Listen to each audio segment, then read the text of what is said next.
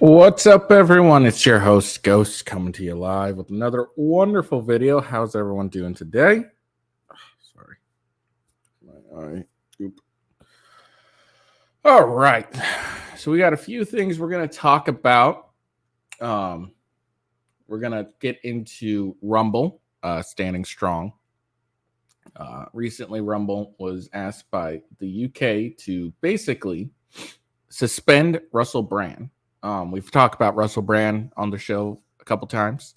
They've been asked to suspend Russell Brand due to the allegations against him, the sexual assault allegations. Again, allegations, not even a conviction. And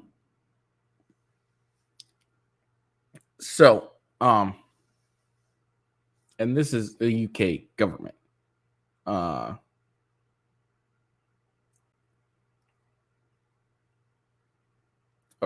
The UA Parliament government, same fucking thing. So they want, Rumble to basically demonetize, cancel Russell Brand over these allegations, just like YouTube.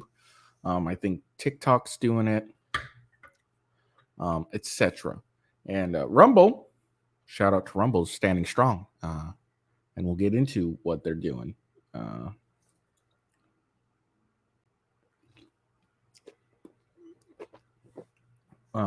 But yeah, and then afterwards, we're going to go right into some hypocrisy between how Russell Brand is being handled and Cardi B. I'll get into that. Shout out to The Quartering, who pointed this out.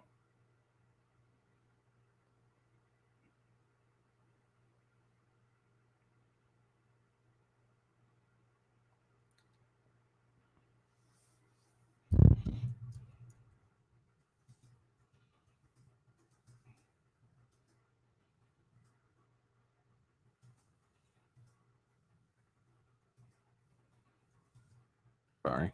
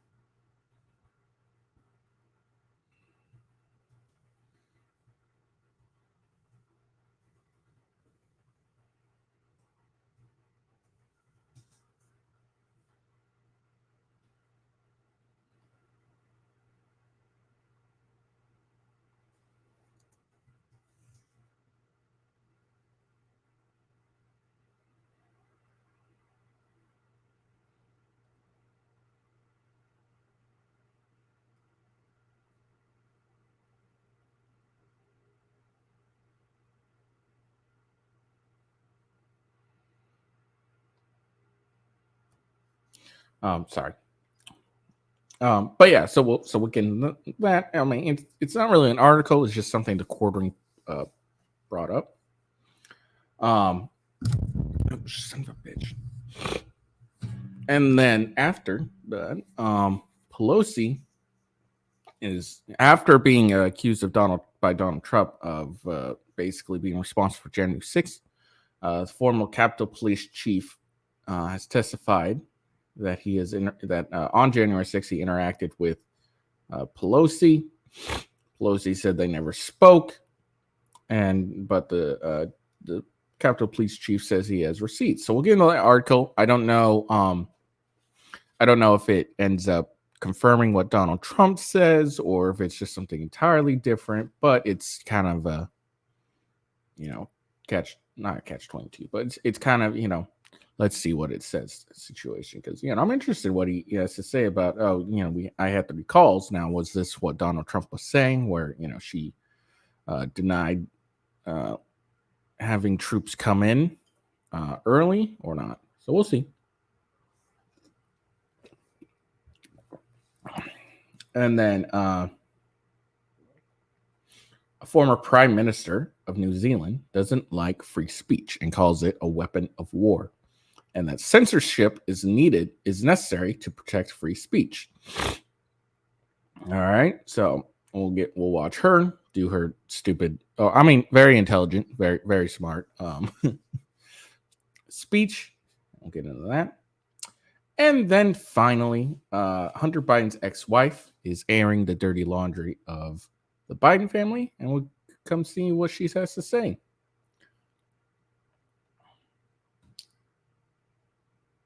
But yeah, that's the plan for today. Maybe we'll get into it a little more.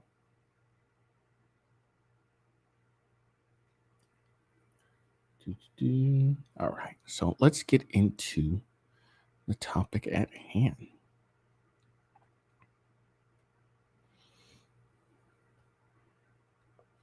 And before I start off, make sure you please like the video, follow me on Rumble, and subscribe on YouTube. But follow me on @officialWGhost. That is the best way to find out when I'm going live. I do a daily show at 6:30 a.m. PDT. It's Pacific or Monday through Friday. And then I have my gaming channel. We'll see if I get into doing a little gaming today. I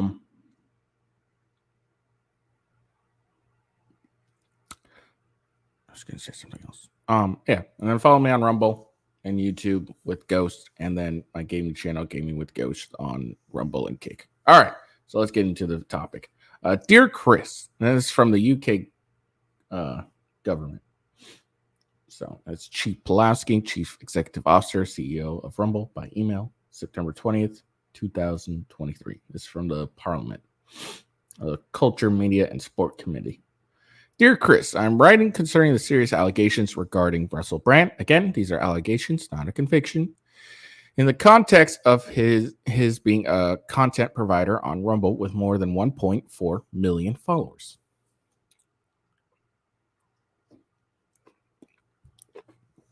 The Culture, Media, and Support Committee is raising questions with the broadcasters and production companies who previously employed Mr. Brand to examine both the culture of the industry in the past and whether the culture still prevails today. However, we are also looking at his use of social media, including on Rumble, where he issued his preemptive response to the accusations made against him by the Sunday Times and Channel 4 dispatches. While we recognize that Rumble is not the creator of the content published by Brand, we are concerned that he may be able to profit from his content on the platform. Well, of course he's going to be able to. That's the whole point. It's not doing it for free. We would be grateful if you could confirm whether Mr. Brand is able to monetize his content, including his videos related to the serious accusations against him. If so, we would like to know whether Rumble intends to join YouTube in suspending Mr. Brand's ability to earn money on the platform. We would also like to know what Rumble is doing to ensure that creators are not able to use the platform to undermine the welfare of victims of inappropriate and potential illegal behavior. Sincerely, yours sincerely, Damon Caroline Digen, DBEMP, Chair, Culture, Media, and Sport. All right, so before I get, because Rumble made a response, and Chris Pavlovsky responded. And here's that. So here's my problem right here, is this last part here. We would also like to know what Rumble is doing to ensure that creators are not able to use the platform to undermine the welfare of victims of inappropriate, potentially illegal behavior. There is no proof, okay, zero proof that these 4 women that have made the accusations are victims. Okay, so there's no proof. There hasn't been a conviction. He is innocent until proven guilty, at least in America's eyes. Not according to Britain's eyes. In Britain's eyes, you're guilty unless you can prove that you're innocent. Apparently, hold on.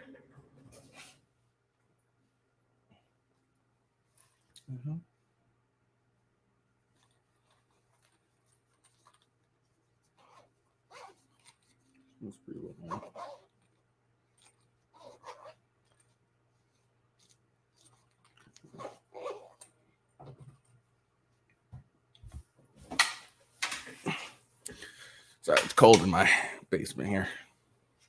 All right. So yeah, it's innocent until proven guilty, at least in the eyes of America. So there's no so because he has not been proved judged guilty. Also, the allegations are suspect at at best, outright lies at worst. Um, there's so how can a platform ensure a creator is not using a platform to undermine the welfare of victims if there's no proof that these are victims? These are allegations. He again, like I'll keep saying this, these are allegations. These aren't, there's no evidence of it. There's just there like the only person that's provided any evidence is Nadia. Well, okay, there's two people that have provided evidence. If you want to be technical. Um the first person was fuck, what's his name? Hold on. Let's see if I can find a article I did yesterday.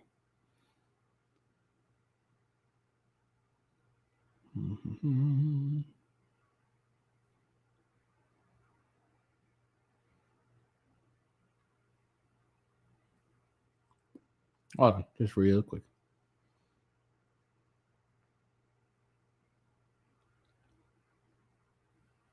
Okay. So I called him Vic. See, I fucked up. All right. One chick, Jordan Martin, his ex-girlfriend, made accusations in her self-published book 2014, Not Entanglement with a Celebrity. So that, if you want to consider that evidence, that's the quote-unquote evidence. And I calling that first because it came out in 2014, and these accusations came out in this year. So if you want to count that as evidence, that is technically, I guess you could probably technically call it evidence. The second girl that provided quote unquote evidence is Nadia. And Nadia provided text messages. Here is the problem with those text messages. They look fake as fuck. Like, let me see if I can.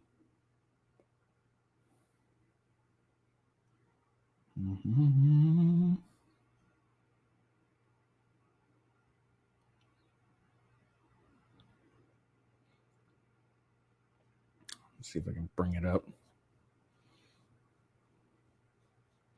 In case you didn't watch my stream, you're just tuning in for the first time now.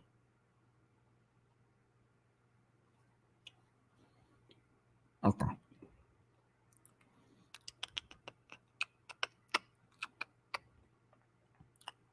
So this is the quote unquote text message where Brand says he's sorry to Nadia.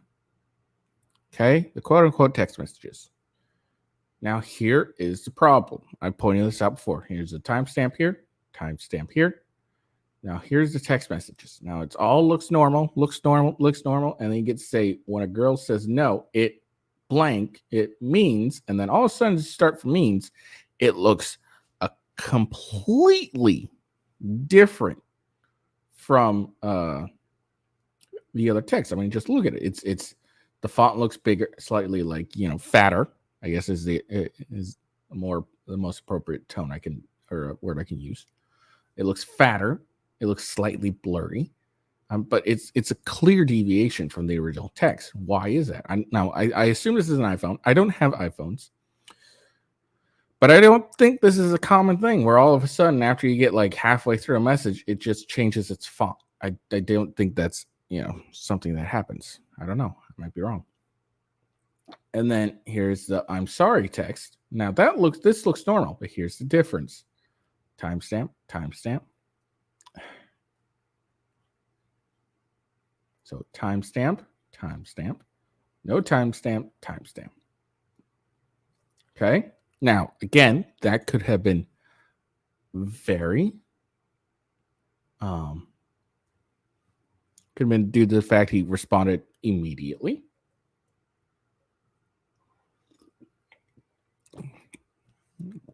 Again, I don't know how iPhones work because I don't have one. but these are two clearly separate. Or now this looks normal again, but there's no timestamp. Is my concern. But the bigger concern, because again, like I said, it could be that she just responded more closely than the other ones, and I could believe that that's why. But here's what this is. I mean, this is the big problem right here. Is the whole blurry of the text. So that is the so-called evidence that two women have provided. Everything else is he said, she said account, basically. So you can't call them victims because they're not victims. Okay, they have not been deemed victims. They're just people that have lobbied an accusation against a person. So I don't count that as a victim. Victim is someone that has been proven to be a victim. Either they've made an accusation and it's been backed up by actual evidence. There's a criminal case. There's all that stuff. That's a victim to me.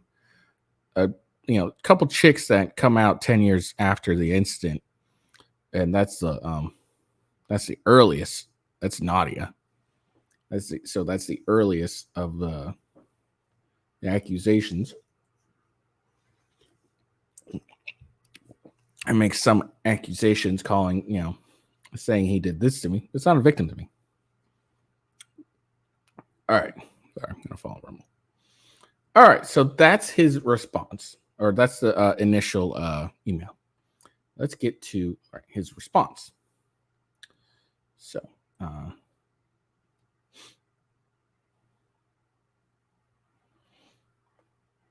right, so today we received an extremely disturbing letter from the committee chair in the UK Parliament. While Rumble obviously deplores sexual assault, rape, and all serious crimes, and believes that both alleged victims and the accused are entitled to a full and serious investigation, it is vital to note that the recent allegations against Russell Brand have nothing to do with content on Rumble's platform. Just yesterday, YouTube announced that based solely on these media accusations, it was barring Mr. Brand from monetizing his video content. Rumble stands for very different values. We have devoted ourselves to the vital cause of defending a free internet, meaning an internet where no one arbitrarily dictates which ideas can or cannot be heard, or which citizens may or may not be entitled to a platform. We regard it as deeply inappropriate and dangerous that the UK Parliament would attempt to control who is allowed to speak on our platform or to earn a living from doing so. Singling out an individual and demanding his ban, even more disturbing. Given the absence of any connection between allegation and his allegations and his content on Rumble, we don't agree with the behavior of many Rumble creators, but we refuse to penalize them for actions that have nothing to do with our platform. Although it may be politically and socially easier for Rumble to join a cancel culture mob, doing so would be a violation of the company's values and missions. We emphatically reject the UK Parliament's demands. So there you go. That's his response.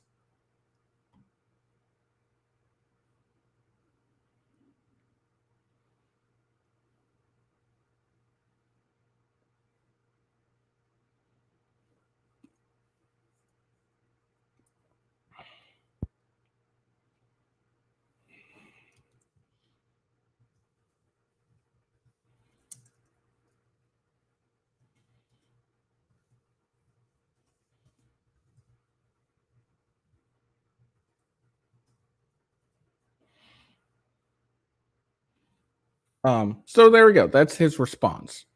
And it's 100% accurate. Look, unless he's like doing something illegal on the platform, then that's when Rumble has, should be doing something. If he's doing something illegal on the platform, that's when the demonetizations or whatever, or if he's violating Rumble's guidelines.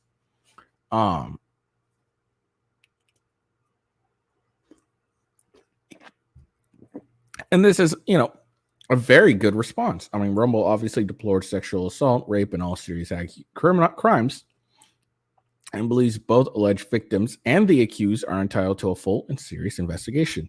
There's nothing wrong with that at all. You're not calling them liars. They are alleged victims because they have not proven, and it's a burden of proof on the accused to provide that proof, not the accusee, right? No, it's a burden of proof on the accusers. Okay, I think that's the correct term.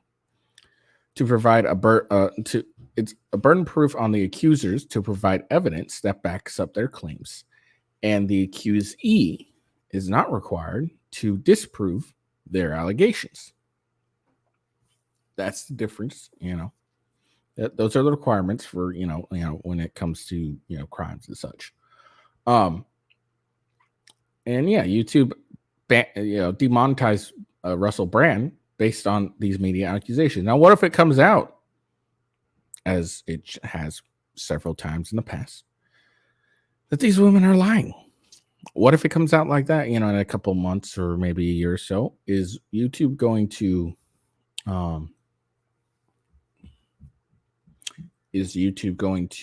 compensate Russell Brand for his loss of revenue from YouTube? No. But they just arbitrarily cut his money based solely on accusations with no proof at all. And that's a big problem.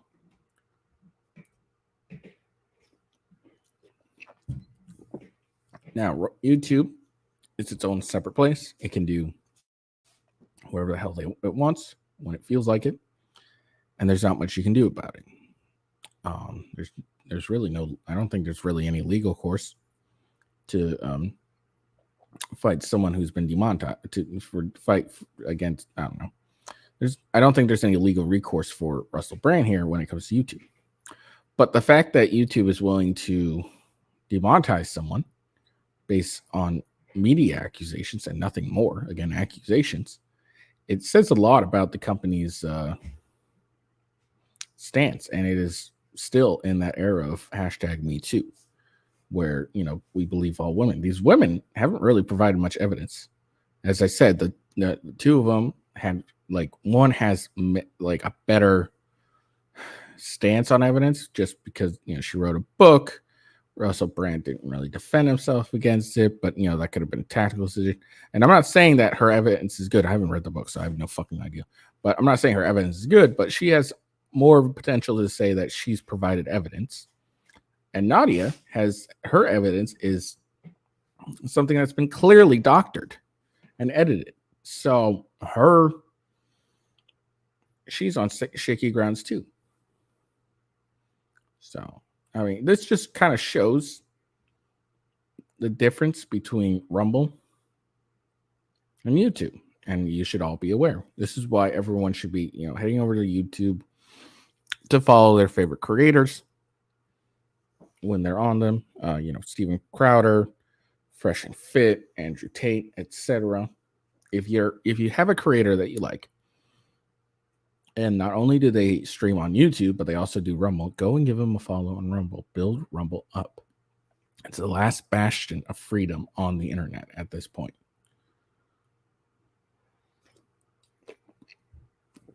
Where they don't just ban you just because a couple broads say you did something wrong 10 years ago. 10 years plus ago. Well, yeah. All right. So the quartering has pointed something pretty accurate out. So he tweeted, since this is now the precedent, can we get a comment on when Cardi B will have her YouTube channel demonetized? She admitted to horrible crimes.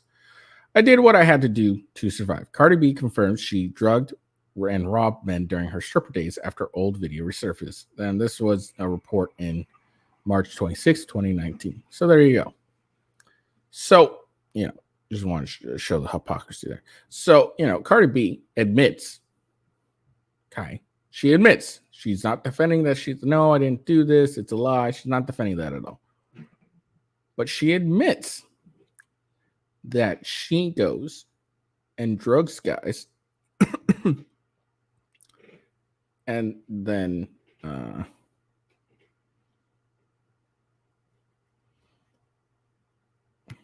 drugs guys and robs them when she was a stripper. She admits to doing this and she gets a free pass. Why? Why does she get a free pass and no one else does? Or, guys don't. I mean, this is the hypocrisy of, the YouTube and other platforms. I don't see the UK demanding that she, get demonetized for her shit either. So it's just interesting as all.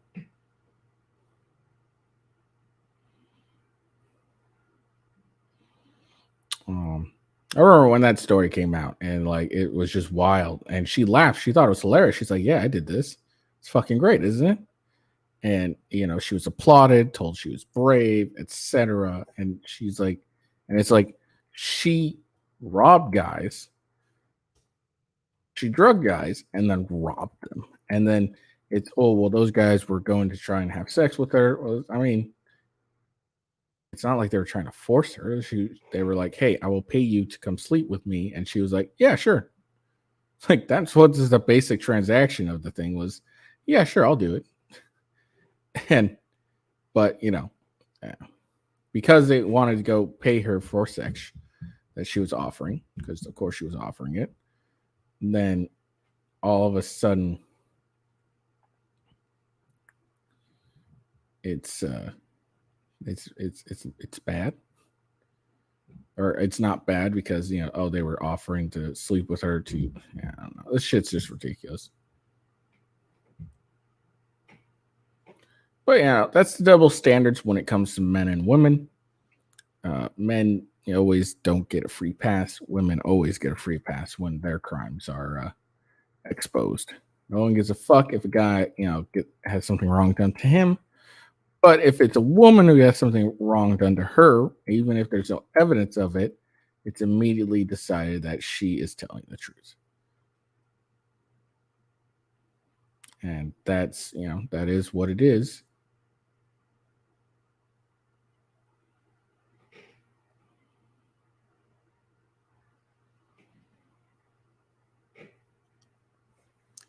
And that's how it goes. All right. So let's get into this Pelosi lying thing. Now, we just got done with the quartering. Okay. So speaking of the quartering, I got something else on him. Something else is, of course, Coffee Brand Coffee. Yes, that's right. Coffee Brand Coffee. It is the company. I believe Jeremy is the owner or he's an affiliate. I'm not really sure. I think he's an owner. But he has Coffee Brand Coffee. And he has delicious coffee that you can go and buy. My favorite is French toast, as you know, as I have stated 1,000 times at this point. That is my favorite coffee type. But they have, various types. They have light to dark roast. They have bourbon. And then for the fall, they have spiced jack-o'-lantern and pumpkin. Was it just pumpkin or I can't remember? Pumpkin pie. So they have a variety of different coffees. Now, if you don't like coffee, they have teas. They got classics, Earl Grey, chamomile, oolong. They got apple pie and biscotti. So and they got high caffeine, no caffeine. They have options. If you're a tea drinker, they got options for you too. Now, if you're not a coffee or tea drinker, well, fall is here, which means winter is shortly coming. And that means it's cocoa season. So they have velvety, rich caramel, and marshmallow. So if you don't like coffee or tea, but you like hot chocolate, well, guess what? Coffee Brand Coffee is here for you as well. And then if you're feeling a little snacky while you're drinking your coffee, your tea, or your cocoa, they have a variety of nuts and saltwater taffy. So they got options for you. The unique thing about Hot Coffee Brand Coffee, and I call it unique, not because, I actually think but it's because I've never heard it done before. But they're the only coffee company that I know of that roast to order, meaning that it's roasted when you order it. So it's as fresh as it could possibly be without you going to the store or doing it yourself. So, again, options are always good. I'm a big fan of options. I love having options. And Coffee Brand Coffee has a variety of options. Yeah, I really don't know what else to say about it. They got 4,000 customers and mostly 5-star reviews, which hey, that's pretty good for a coffee company. But yeah, I definitely would say check out Coffee Brand Coffee if you want some delicious coffee. My brother enjoys it immensely. So much so he asked me, hey, he thought, because I used to drink Black Rifle Coffee Company. And then so he asked me, hey, where's your coffee? It was really good. Where'd you get, what type do you get it? And I told him about Coffee Brand Coffee. So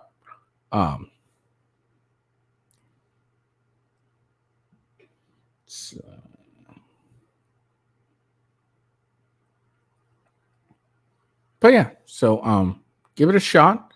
I don't think you'll regret it if you do. And yeah. All right. So next topic. So Pelosi lied. Former Capitol Police Chief Sund testified he had 3 calls with Pelosi on January 6th. Pelosi said they never spoke, but Sunday says he has the receipts. Now, it's not really what they said that interests me. It's not that they spoke that interests me. It's what they said, and that's what I'm hoping gets top mentioned.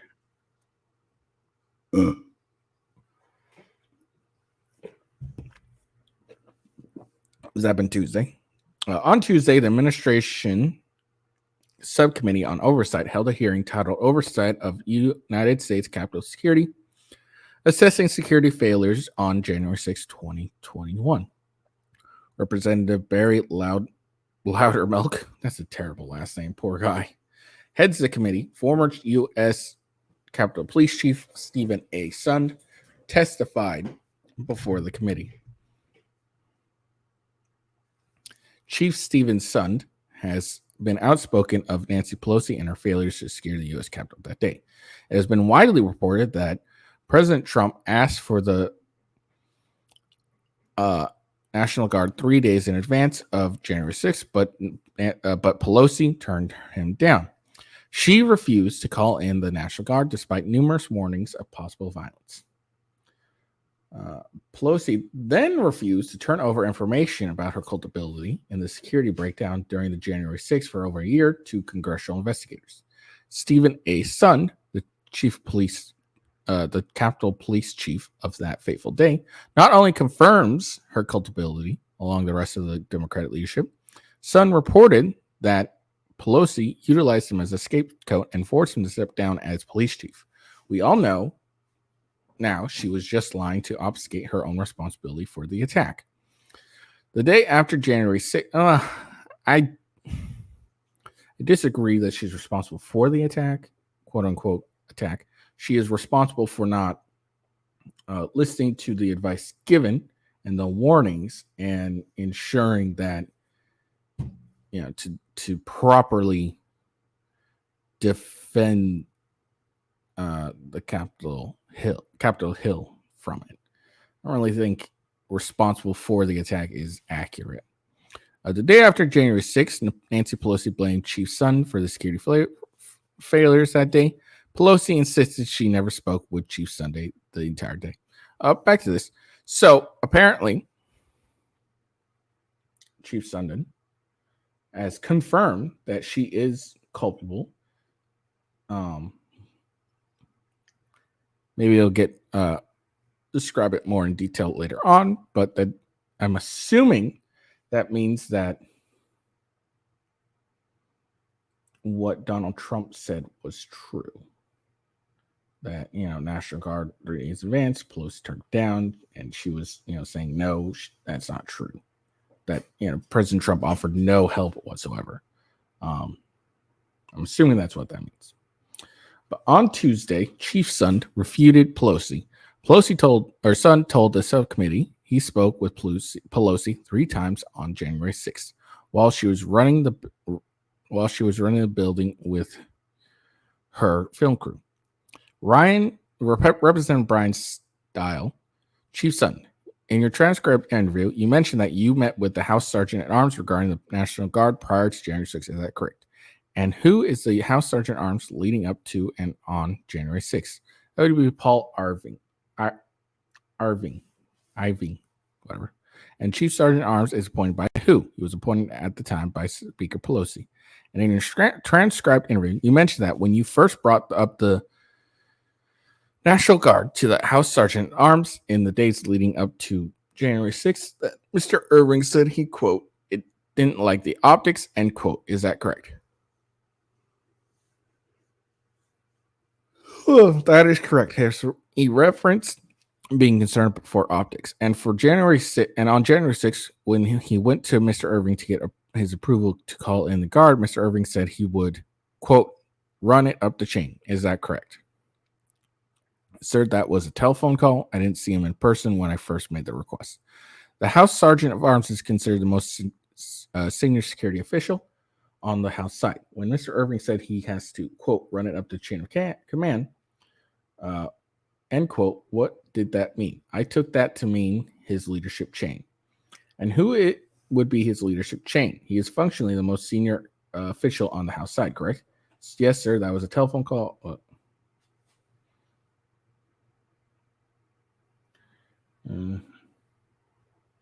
And who would be his leadership chain? That is his title. That is part of the title. The senior law enforcement official for the House of Representatives. But you would be referring to the leadership team that goes up to Speaker Pelosi. So the political leadership team, meaning elected officials, not other security officials. Is that correct? That is correct, sir. He's the top security official for the House. So running up the chain would most likely, in your opinion, is through the Speaker House and possibly to Speaker Pelosi. That would be where it ended, yes. Okay, let's park that there, and let's jump to a second set here. In a press conference on January 7th, Speaker Pelosi called for a resignation on national TV. Speaker Pelosi also stated that she had not talked to you since the initial breach of the Capitol. But according to your transcribed interview, you were on the phone with Pelosi, Speaker Pelosi, a few times. Can you explain that discrepancy?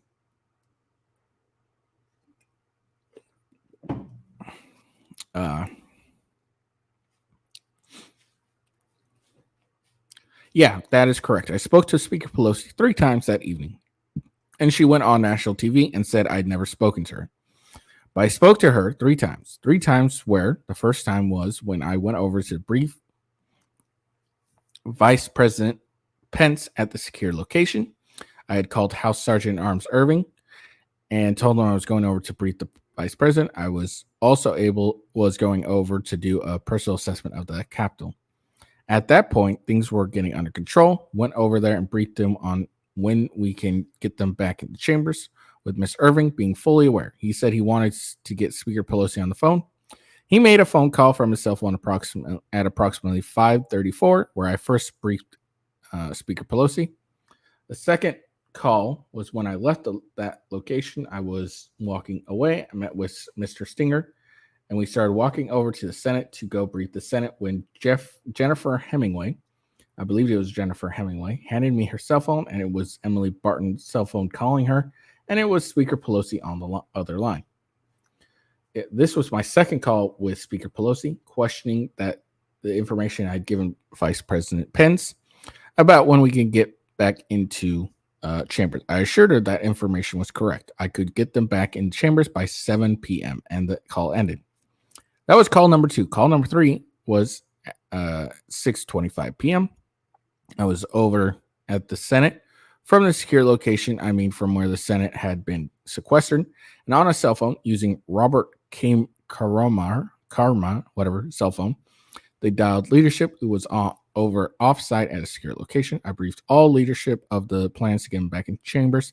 That would be call number 3 with Speaker Pelosi. So Representative Style. So you didn't have 1 call, you didn't have 2 calls, you had 3 calls. So Speaker's comments that she didn't speak to you are inaccurate. No, they're a fucking lie. is what they are.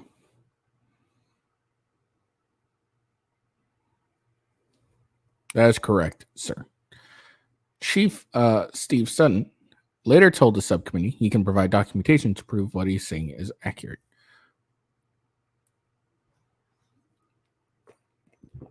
And this part right here is just opinion. So, all right. So it looks like Pelosi is lying. Shocking. Pelosi lied? Why would she lie? No, because she failed in her mission to protect, the Capitol. That she was kind of in charge of. Since if the sergeant at arms reports to her, she kind of ends up, they say, the buck stops here. Well, Nancy Pelosi is the last buck when it comes to this, and the buck stops there. So not only does Chief Sutton seem to refute Pelosi's argument that she was never contacted, she apparently was 3 times. It's very clever that she used different people's cell phones, or maybe it's not clever at all. It just happened to be what she could use at the time.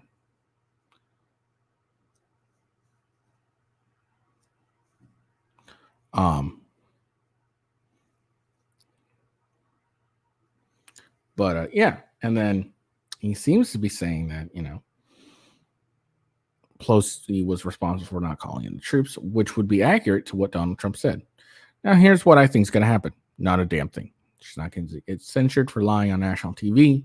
She's not going to be crucified. She's going to win her next Senate race if she runs, et cetera, or congressional race if she wins, whatever it's called. So nothing's going to happen to Pelosi because nothing ever does. But there you go. Nancy Pelosi is a big fat liar. Who would have thought? All right, next. And, before I get on to it, and, it's interesting. People always blame people are blaming Donald Trump. It's not his fault that January 6th happened. He didn't call for them to go and storm the Capitol. Actually, when all this was happening, he was still giving his speech at the Capitol. Okay. There's nothing illegal about him questioning the validity of an election. And the fact that he's being, prosecuted on questioning the election, he's being attacked personally. He's being, having a bunch of bullshit cases thrown at him. It's bullshit. And then the people that are actually responsible for failing to prevent or defend the Capitol during this, quote unquote riot are walking away scot-free. There's no accountability held against them.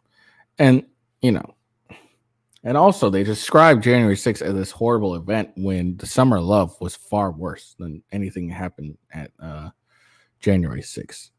But it's just a tool being used by leftists and people in power to try and discredit right-leaning folks or people that don't agree with the left agenda.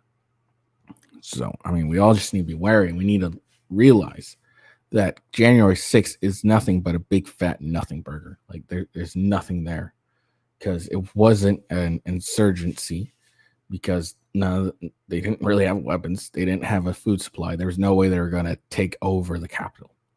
And there's video evidence of the police letting them in. It's just ridiculous. All right, let's get on to another insane politician.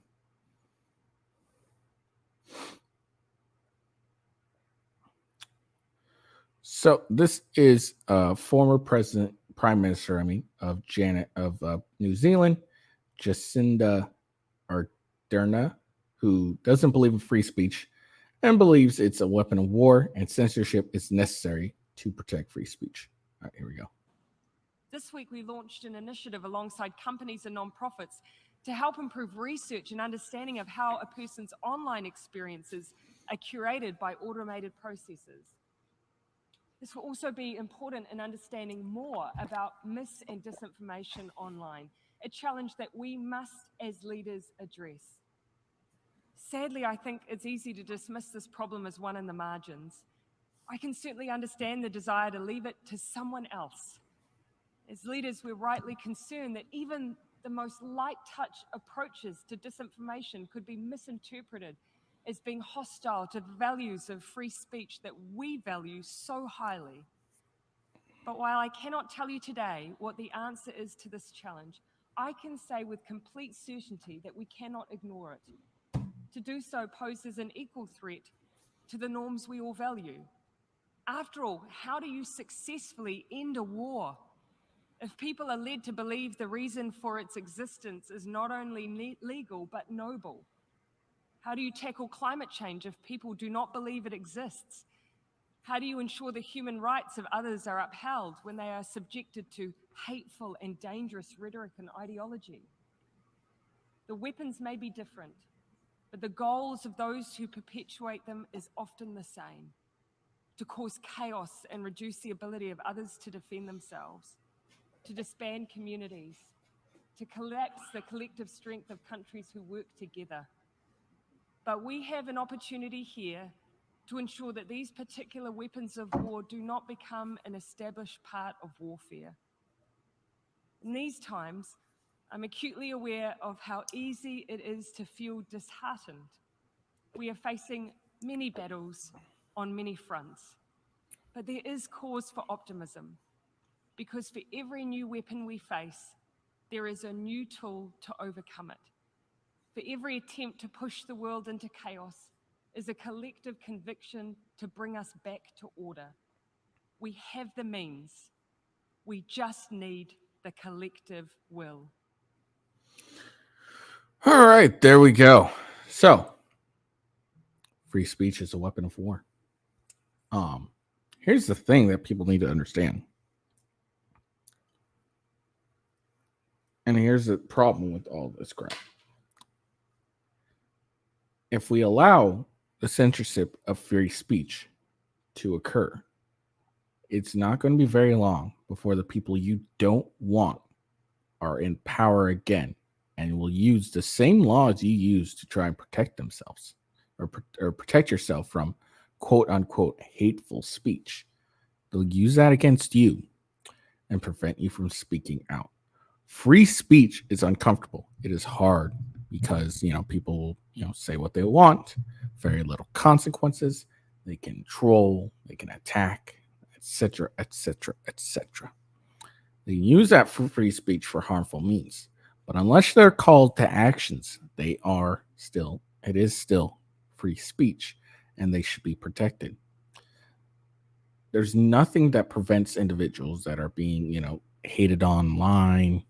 A lot of social media, Twitter, Facebook, Instagram, allow you to block individuals like this. If there's someone sending you messages that are hateful, etc., you can just block them. You can just block them. I don't understand what this, fear of free speech is. And she mentions, individuals that are, attacked by hateful rhetoric, etc., etc. Again, just block these guys. If they're saying something you don't like, just block them. Just ignore them. We're such a, pussified nation or a world now that people saying things to you, and if they're inaccurate, but they hurt you so deeply that you need to go and whine and cry about it, harms you so much. And it doesn't make sense to me. If someone doesn't like what I say or do and they want to attack me, and I'll either respond back and tell them how they're inaccurate or whatever about whatever they're trying to say about me, or I'll just fucking ignore them. Look, I'm a very small platform at the moment, but my hopes is to to have enough where I can make a living doing this, and that and when and if that day ever comes, what'll happen is I will be attacked, ridiculed, commented, told I'm an idiot, told I'm fat, told I'm a loser, etc., etc., etc., and I will be talked down to by various mysterious people. And what I'll do is just ignore or laugh at them, especially if they make something really funny, do some comment that's so outrageous it's hilarious. Free speech is necessary. It's not a weapon of war. It's a weapon of freedom.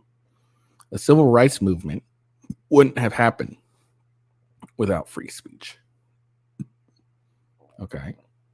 That's the biggest,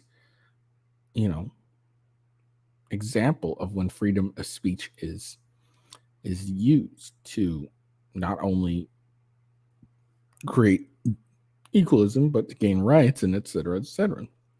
The women's suffrage movement would have been nothing without free speech. Free speech allows people who are cast and considered minorities to have a voice. Free speech is paramount to a free existence. And when you label free speech as weapon of war, you allow things like censorship, putting someone's opinions, demonetization, shadow banning. You allow that to occur.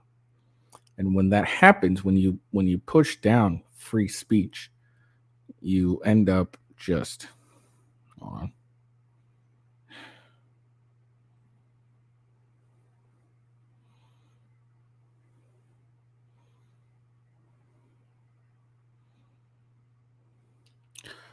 When you put down free speech, you just end up, two things happen. Okay. You are worse for it, and you end up making that speech go underground. And then those are when the truly hateful rhetorics grow. So, if people aren't allowed to say what they feel and then aren't allowed to be challenged on that because they're not allowed to say what they feel, then one, nothing ever changes in them. And two, it just ends up festering and causing more harm. For example, if someone's racist, okay, but they're not allowed to speak on the racist, so they can't be challenged on their views and they cannot be proven incorrect about their views in a free and open society, then they'll go underground. They will start feeling oppressed. They will start actually being oppressed, and then they will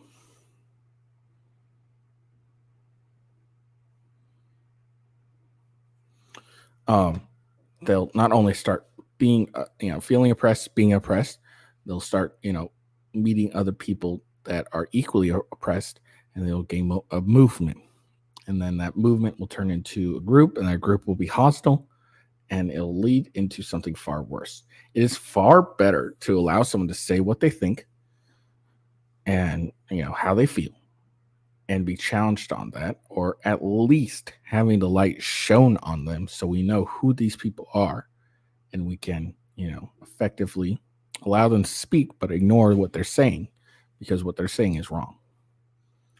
That's far more better than censoring ideas just because you don't like them. And we need to start realizing that this attack that we're getting on free speech is just going to end up doing more harm than good.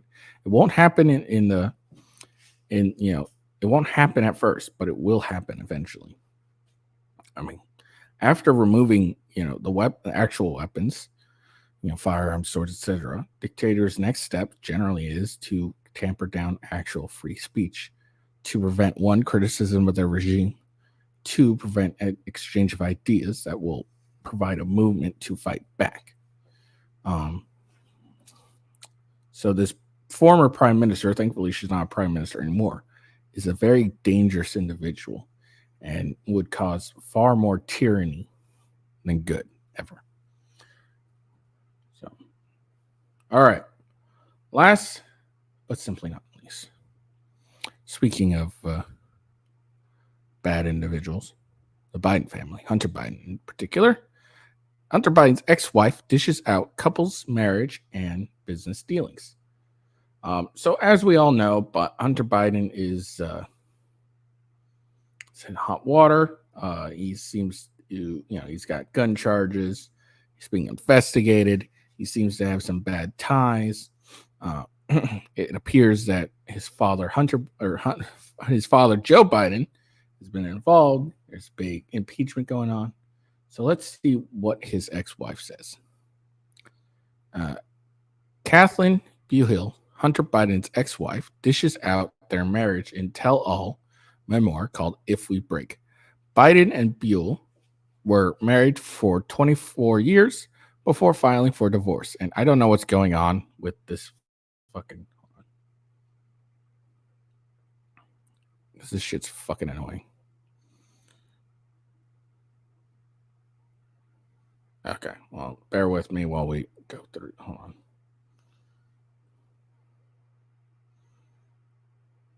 Okay, there we go. Looks stabilized. I don't know what the fuck it was doing. I don't know. Okay, whatever. I'm going to just read this and work through it. I'm going to read it on my other screen so I don't have to deal. I don't know if you're seeing this, but it keeps shifting from clear to blurry a bunch. And it's annoying the shit out of me. We're married over here. There was some media interest given President Joe Biden's prominent role in American politics. Biden and Buell met in 92 and tied the knot in 93. By 2017, they were getting a divorce after being separate for 2 years. The couple had 3 daughters, and in the beginning, they were madly in love. Now, Biden is married to Melissa Conan, a South African filmmaker, and Buell is taking her life back.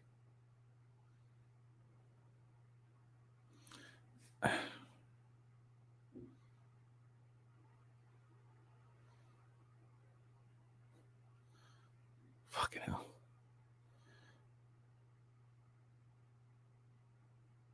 Oh my fucking God. I don't even think I'll be able to get through this goddamn article because it keeps fucking jumping on me.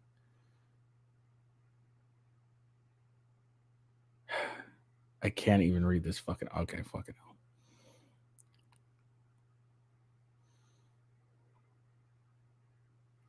Okay, I'm just gonna read this article. I can't seem to share it and read it at the same time. While Kathleen Buell never felt rejected by the Bidens, she didn't feel entirely accepted either. In her memoirs, If We Break, a memoir of marriage, addiction, and healing, she recalled meeting Joe Biden for the first time, saying he made me feel incredibly welcome and accepted and took to calling her his daughter. Honey, my boy tells me he loves you, so that means I love you too, reported at it.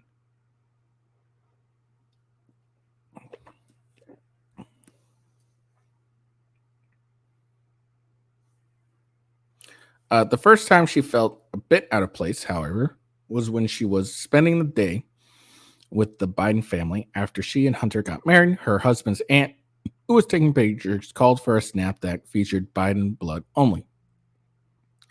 While this phrase would continue to haunt Buell throughout her marriage, she started to feel like she wasn't truly a part of the family when Joe became vice president during former President Barack Obama's tenure. Buell was questioned about Biden's financial situation, and raised eyebrows when she claimed she'd never been involved in any of her and Biden's financial dealings. She claimed that Biden handled all their finances and she had no idea what was going on. She thought ignorance was bliss at the time and held the belief throughout their marriage. Now, some of what Kathleen Buell revealed is at the center of Hunter Biden being put under investigation. Divorce lawyers for Hunter Biden and his ex-wife, Kathleen Buell, were aware of money hitting Hunter's bank accounts from a Romania deal. Emails appeared to contradict Buell's previous claims that she had her head buried in the sand when it came to Hunter's finances, it was reported. James Comer, the chairman of the House Oversight Committee, said on Thursday that fresh bank records on his panel obtained would show that Biden family collected as much as $30 million from foreigners.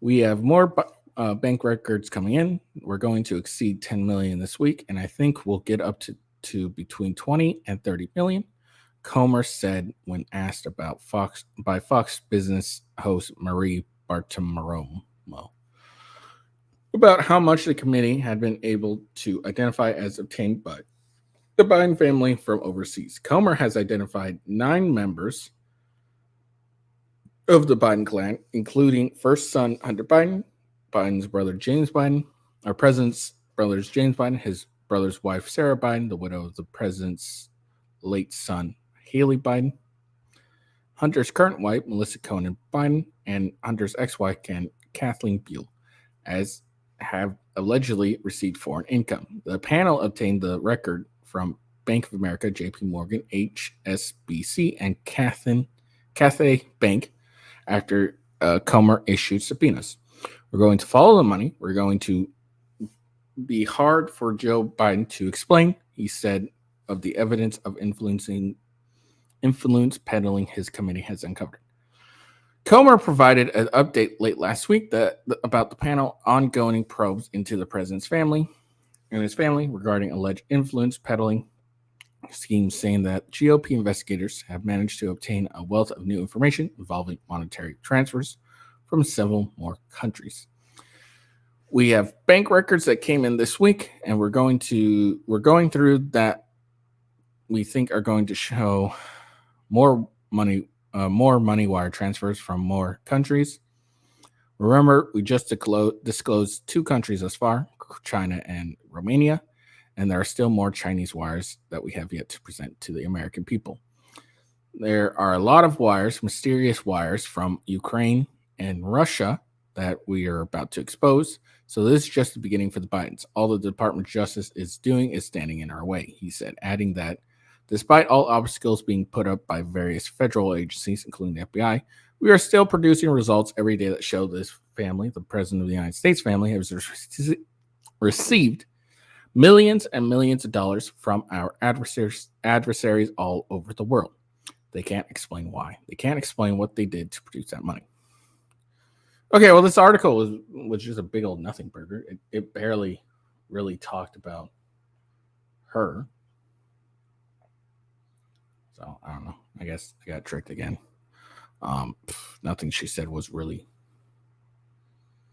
at all interesting, I guess. I don't know. She didn't reveal anything of any interest that she felt ostracized or whatever. The article also wasn't really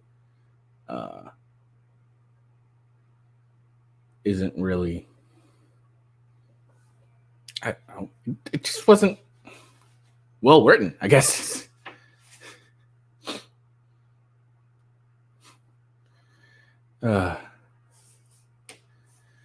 Anyways, all right. Anyways, whatever. That didn't do much. Anyways, that's the show. I hope you guys enjoyed it. We got some interesting information. We, got some less interesting information at the end appears, I guess. But it is what it is. What happens has happened. I got again. Follow me at official WGhost. Oh shit! I forgot to mention. So for Coffee Brand Coffee, you can use that coupon code GHOST. That's scrolling on there. Then that gives you 5%. You can use this referral code. That'll give you 5%. But if you do a subscription with Coffee Brand Coffee, that gives you 10%, and you won't get the 5% from the coupon code GHOST or the referral link, but you should still use the referral link to give me my credit. So there we go. Yeah. What else? Oh, yeah. So, but again, like the video, give me a follow if you're on Rumble, a subscription if you're on YouTube. Make sure you follow me on Rumble with Ghost and YouTube, and then of course my gaming channel, Gaming with Ghost, on Rumble and Kick. The links for my Rumble channels are in the description, as well as are the links for my referral link and my coupon code. I hope you all have a good day. Peace out and see you later.